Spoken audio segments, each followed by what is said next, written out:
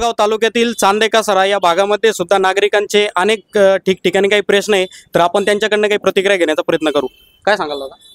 आम्ही वारंवार आमदार साहेबांना निवेदन देऊन तर रस्त्याचा प्रश्न सुटत नसल्यामुळे तर आम्ही काही दिवसामध्ये उपोषणाला बसायची आमची तयारी आहे.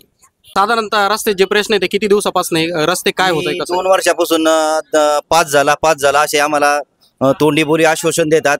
तर आजूबाजूचे रस्ते झालेले तरी पण आमचा चांदेकासरे पानमळ्यातला रस्ता 2-2.5 वर्षापासून रखडलेला आहे.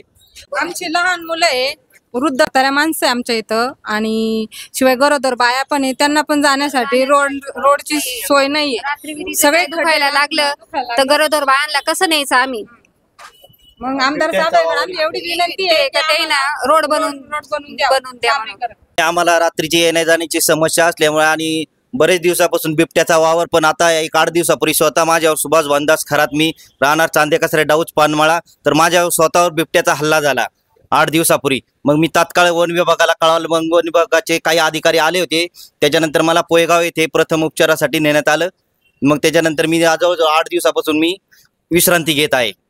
लाईट नाही ना, रस्त्याचा प्रॉब्लेम आहे आमचा. 2 वर्ष झाले तसे रखडलेला आहे. लाईट नाही, रस्ता नाही. लाईट नाही, त्या रस्त्यावर लाईट सुद्धा नाही.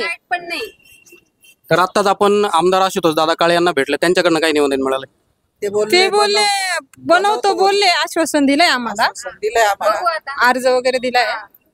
मग आता बघू काय होतं काय नाही. आम्ही म्हाताऱ्या बाया आहे, आम्ही आम्हाला रस्ता नाही, सगळं चिखलाचा रस्ता आहे. म्हाताऱ्या माणसाला चालता येत नाही.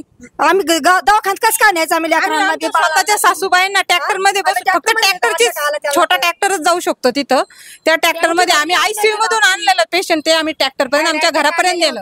म्हणजे इकडनं शाळेपर्यंत रस्ता झालेला आहे, तिकडून पण इस्लामवाडी पर्यंत रस्ता झालेला आहे.